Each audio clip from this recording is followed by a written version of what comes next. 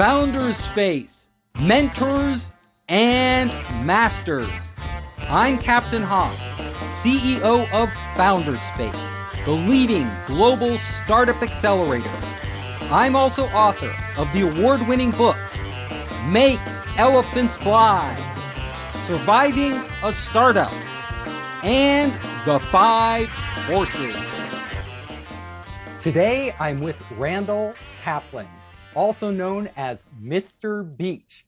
He is the CEO of Sandy and Jump Investors, as well as many other things. He has a lot of irons in the fire right now.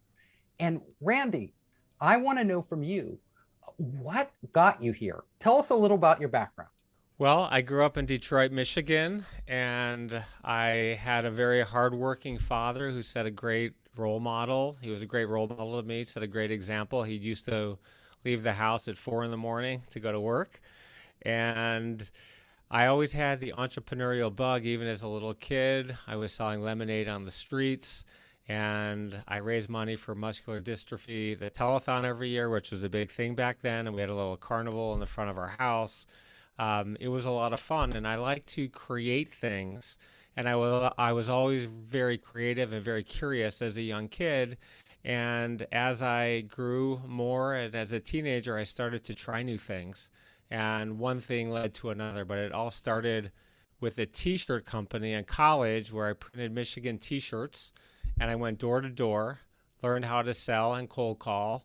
And then I made a bunch of shirts and hung out outside the Michigan football stadium, the big house, greatest place in the world to watch football. And I would sit there with a box of t-shirts. When there's 100,000 people walking down the same street, you have a nice sized crowd to buy something that you're selling if they like it. And people like the t-shirts I was making. So you got started selling t-shirts, but you went far beyond that. I know you graduated college, you had $3,000, no job. Yeah. And then you went off to start this company, but you didn't know anybody. So tell us, how did you get started? Well, I actually went to Michigan for college. I did extremely well in school, graduated top 1% of my class. And I learned there the value of a work ethic. And it took a lot to graduate in the top 1% of my class. I think the biggest determinant of our success is our work ethic. And I was always the first one in the library, the last one to leave. And I had my t-shirt business, and I had fun. From Michigan, I went to Northwestern Law School. I also did well there, and I wanted the law as a stepping stone. I did not want to practice law. So when I got out of law school, I lost my job 5.5 weeks later due to layoffs, a bad legal climate, and I managed to get another job. I had $3,000 in the bank. My monthly rent was $1,200, and I had to take a job 53.5 miles away from where I was living, driving on the 405 in Los Angeles. At that point, I was leaving my house, my apartment at 5:30 in the morning, and I wouldn't get back usually until midnight. And I really wasn't enjoying that. So I didn't want to be a lawyer to begin with, and my career wasn't going well. I had 3 jobs my first year. I did get a second job. After 6 months, they wanted me to move down to Costa Mesa. I wasn't doing that, and they said, well, you should probably leave and go find another job, and I did. And after I did that, I said, you know what? I don't want to be a lawyer. I don't want to have to go to business school. The opportunity cost was very high. And I thought, you know what? I know what I want to do. I want to learn from a successful CEO. And these aren't help wanted ads. So I had to be creative in terms of how I would get in the door to meet these people. You send a resume to the CEO of Disney or Marriott or a studio or BMG, and it says, hi, I'm Randy Kaplan. Here's my resume. I'm looking for a job. And it doesn't even get to the CEO. It goes to the HR department. Sometimes you'll get a nice form letter, thank you, see ya, and sometimes you'll get nothing. So I thought, all right, well, how do we improve the hit rate, and how do you do something different that no one else has done? And one of the pieces that I tell people, entrepreneurs who will come to me, what are some of the things that I should do? Be different, think different. And one of the things I thought is, okay, I'm going to write a letter. I don't want it to go into the trash basket or to human resources. So I said, people like to give advice. So I went in and I asked for informational job interviews, which meant I'm not looking for a job. And to get those meetings, I wanted them to be different. So instead of Dear Michael or Steve, it was Dear Michael, I'm Randy Kaplan. I did this and that, and I'm looking to transition from a legal to a business career. And then I listed every job they had held in their entire career, the progression from selling ice cream at Disneyland as a 16-year-old. That was Stephen Bolenbach, the CEO of Marriott, and it took me 44 phone calls to get him on the phone once each week at the same time. And it listed every job. And there was no Google back then. So how did you do it? Well, our law firm had a subscription, which they paid one monthly fee for to do research on LexisNexis. And on LexisNexis, you could go back and print out whatever periodical you wanted. Back then. It went back 20 years. And so I printed out every periodical and feature on these people, and I printed them out.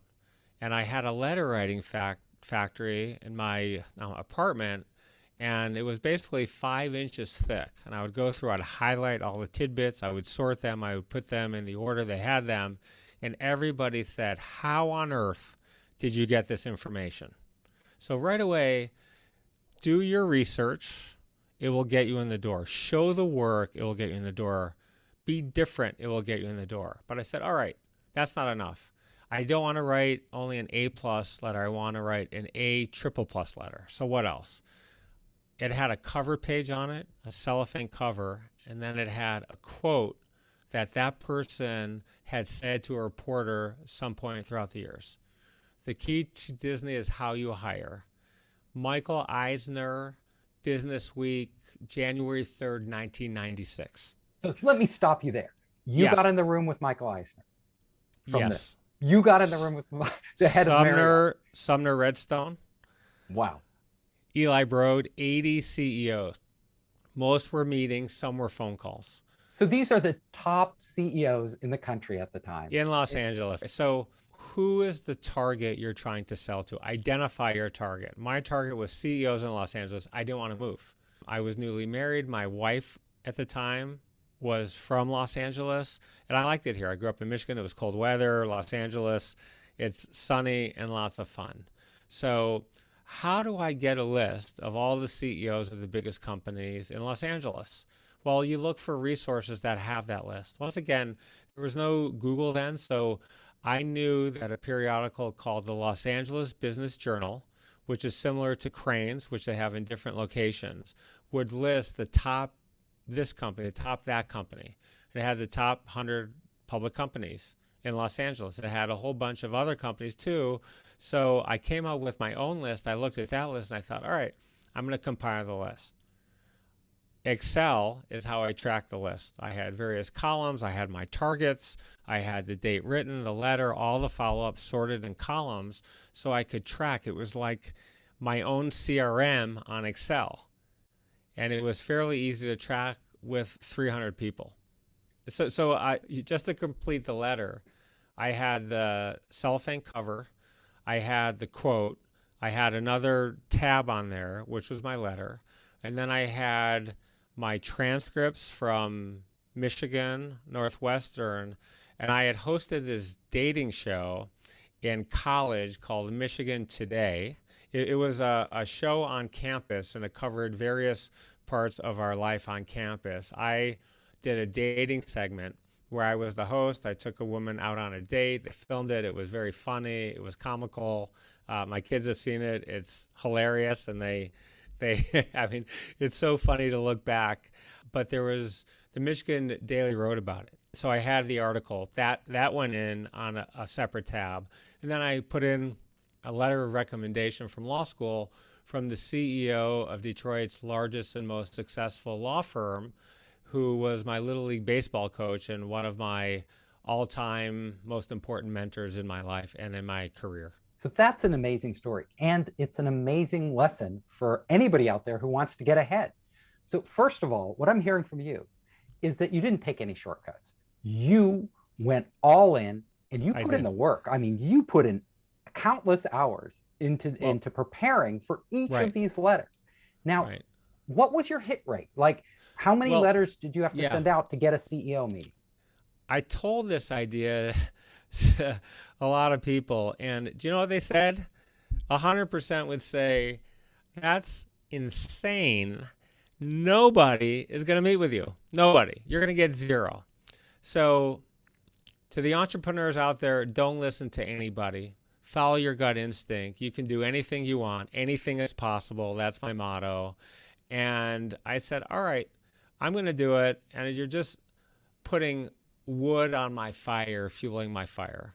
So that's the first thing. The second thing is I had a busy job. I mean, as a first-year lawyer, then a second-year lawyer, I was at my third law firm for a year and a half.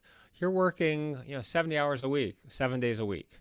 So you get home. I mean, I would be at the office by 7 every day at the latest. I would usually come home 7 or 8. I'd work Saturday mornings, Sunday mornings usually, which I still do today. And you're working a long time, but this is a job too. I had a full-time second job. So each letter took on average 5 hours to read, research, and put together. Remember, you got to print it out on nice paper. Oh, and the other thing, the letter was in a spiral binder. So all this took a lot of time, the research, the writing, the printing, and then putting the letters together. So if you do the math, 300 letters times 5 hours, that's 1,500 hours. So that means you're working late at night. I mean, sometimes 1, 2, 3 in the morning, but I was a man on a mission, and I knew what I wanted, and it only takes one. Remember, my dad told me this at a young age. I had a crush on a girl. I asked her out on a date. This was in high school. She said no. I came home all bummed. And he said to me, what's up? And I told him, he said, you know what? If you think about it this way, if you ask 100 girls out on a date and the first 99 say no, you're going to be bummed. But when the 100th person says yes, you're going to forget about the other 99. And I took that lesson, I applied it in business, I teach it to my team. You go after what you want, and you're persistent, and you keep trying to achieve your goal. And a lot of people will stop at the first or second time out and say, this is ridiculous, they're not calling me back. Who cares if they're not calling you back?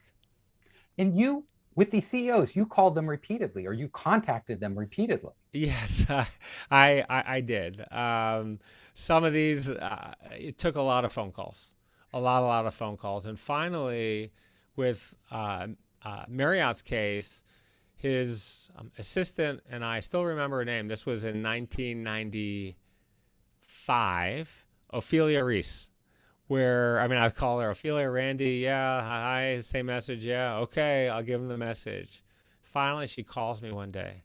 Randy, you're in your office. Yep. Mr. Bullenbach is going to call you. Don't go anywhere. That must have felt so good. It felt good. I mean, it was a very brief, curt phone call, but at least I got him to call me back.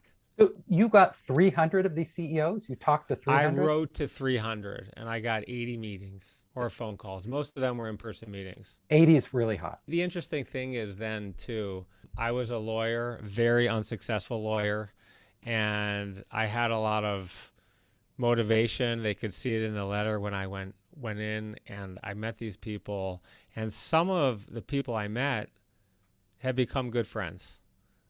Strauss Zelnick, who has been a guest on my podcast, we've co-invested together. He's the CEO of Zelnick Media. He was chairman of CBS, CEO of BMG, CEO of Fox. He's had an amazing career. I'm actually going to New York this week, and I'm going to see him, I think, on Friday. This has been fun for me, reaching out, meeting people. Okay, you got through, out of 300, you got to 80 top CEOs, which is pretty amazing. I mean, most people would get to a couple if they're lucky. Yeah. And out of these 80, what resulted from it? Well, I ultimately got a job as the assistant to the chairman for Eli Broad at Sun America. At that point, he was only one of two CEOs in the United States to start 2 Fortune 500 companies, Kaufman and Broad and Sun America. When I went in there, through my research, I knew that he had the assistant to the chairman job, and this was the one I really wanted. The amount of research I did, I mean, it was a lot. They were a public company. I read the 10K, the analyst reports. My goal in going in for that meeting was to be the single most prepared person he had ever met for a meeting in his life. And I almost said a job interview, but ultimately that's what all these meetings were. Go in, be so prepared, impress people, show them your drive, your research, and good things will happen. And they did. They happened. The long story short is he hired me on my 27th birthday to be the assistant to the chairman. He gave me a choice of titles. I could pick that or a managing director title. I said, you pick. He picked the managing director title.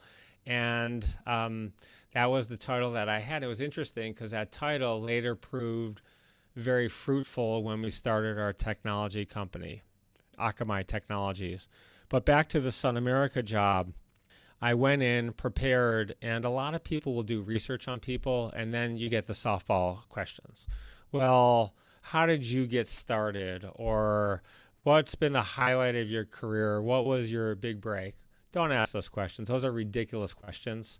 Show your research. So I memorized 20 questions that were so detailed in research. It's sort of like in middle school, you have a math problem and you don't write the answer. You get credit for showing the math. So show your work. So by asking the questions that were this detailed, I got to show my work. I memorized footnotes from the financial statements of the annual report, the 10Ks and the 10Qs. Some of the stuff, I had no idea what it meant. I didn't skip it. I researched it. And I researched what are the best questions to ask. And so I went in there armed with knowledge. And when he mentioned this job, he said, do you know about the job? I do. And then I listed the 5 people that could have had it before me, their names, where they went to school, what their jobs were, and what they were doing today.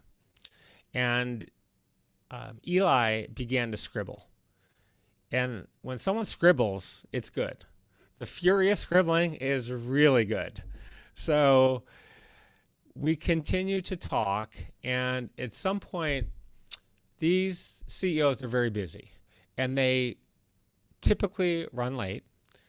Most of them run late. Some ran 2 hours late, and I was sitting there twiddling my thumbs. So I said, all right, let's be productive with our time. Okay, there's no cell phones, so you're looking around, twiddling your thumbs. You can't leave. And so I thought, I'm going to prepare a cheat sheet, just like a study guide that I'm going to shrink down. I'm going to print it out, shrink it, and double-sided and then laminated it so it had some thickness to it. And I kept that in my breast pocket of my suit. And then I would read the questions, and then I'd be, okay, I'm ready to go. And I'd recite them 1 through 20. Okay, I got these. And I would pick the questions depending on where the conversation was going. And in Eli's case, accidentally, I went to take my pen out, and the card fell out. And he said, what is that? And I showed it to him. And his eyes were popping out of his head. And again, who does that? I'm not saying I'm the best or the greatest. I'm not. My goal is to be the worst player on my team. But I'd never seen that. I'd never heard of that. And it was different. And I thought, what can I do to maximize the efficiency of my preparation at the very end? You do all this work, and then you want to be able to close. And so that was a very good effect. And at the end of the meeting, I had no business background. He said to me, I want you to take a business class at UCLA. My assistant will get back to you, and she'll call you. So she calls me back 2 weeks, He said, okay, Mr. Broad is traveling. He wants you to take one of these 2 classes. And it didn't take me a millisecond to respond. My response was simple: tell him I'll take them both. And I did. The other thing I did also, and this is some advice I give to people: write thank you notes. Don't write an email.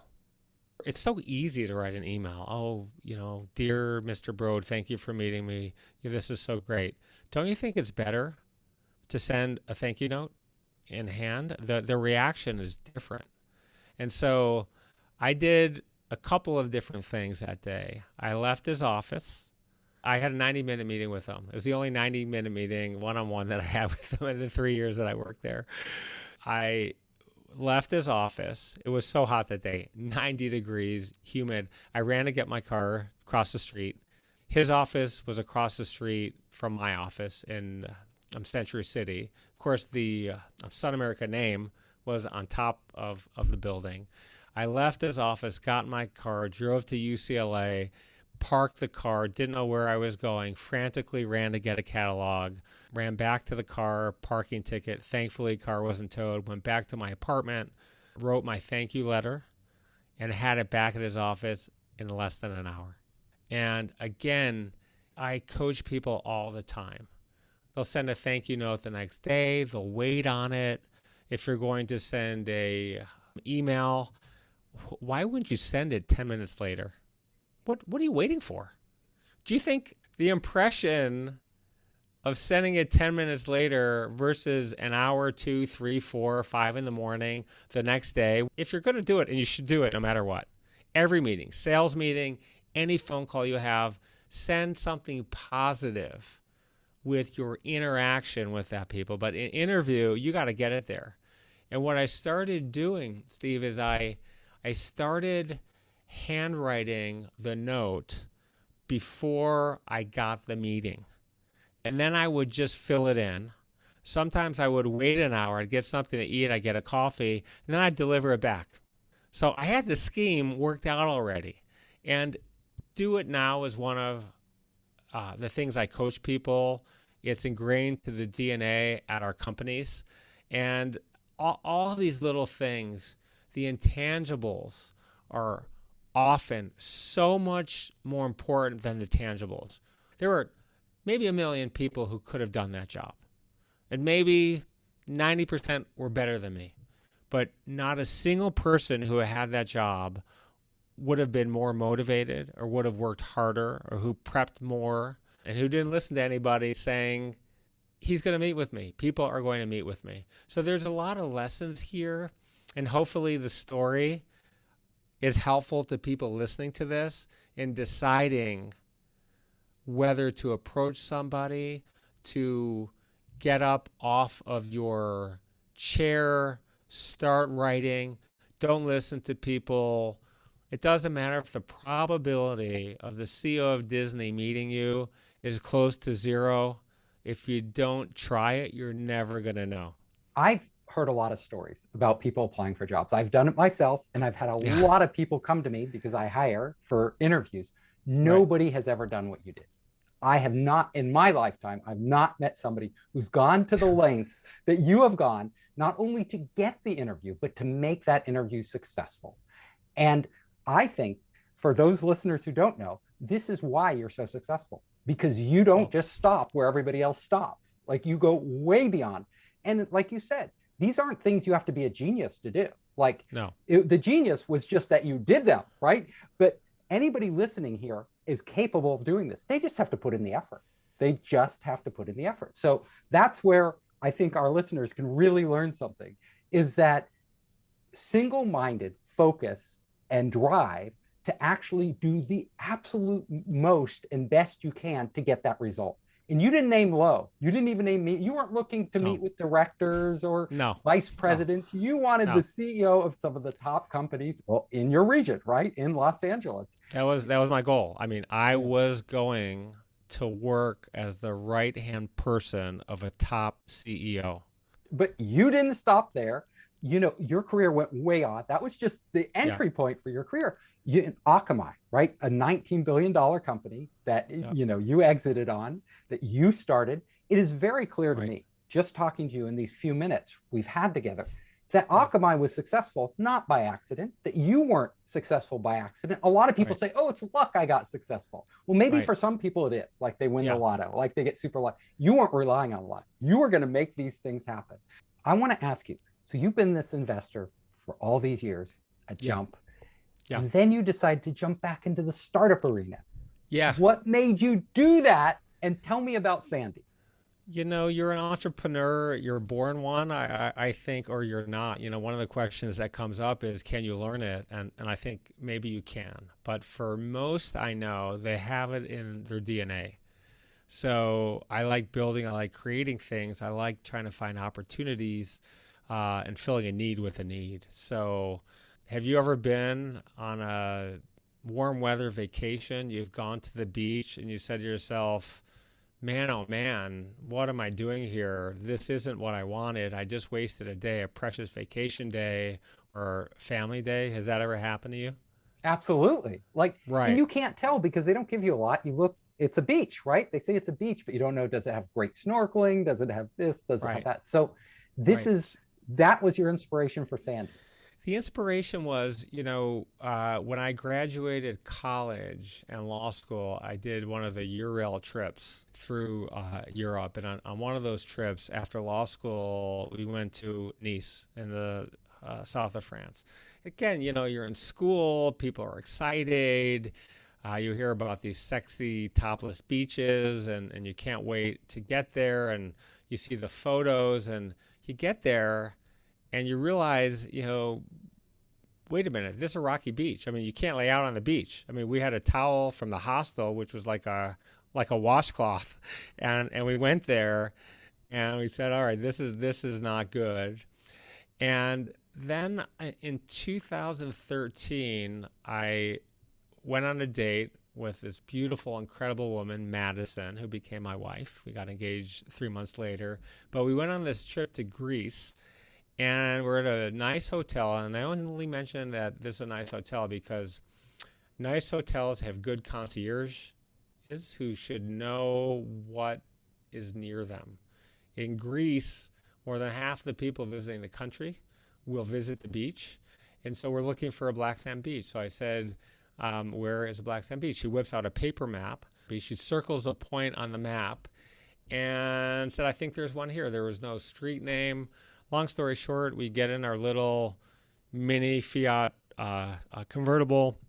We get out there. There's no food, no water, hot day, no Wi-Fi, no cell service. She said there was an old barn around here. There were a lot of old barns, and we're frustrated now. But we're going to try to find it. We saw what looked like could have been some kind of an old road that was dirt. You could see tracks that had been there at one time, but the weeds were very tall, in some cases taller than our car.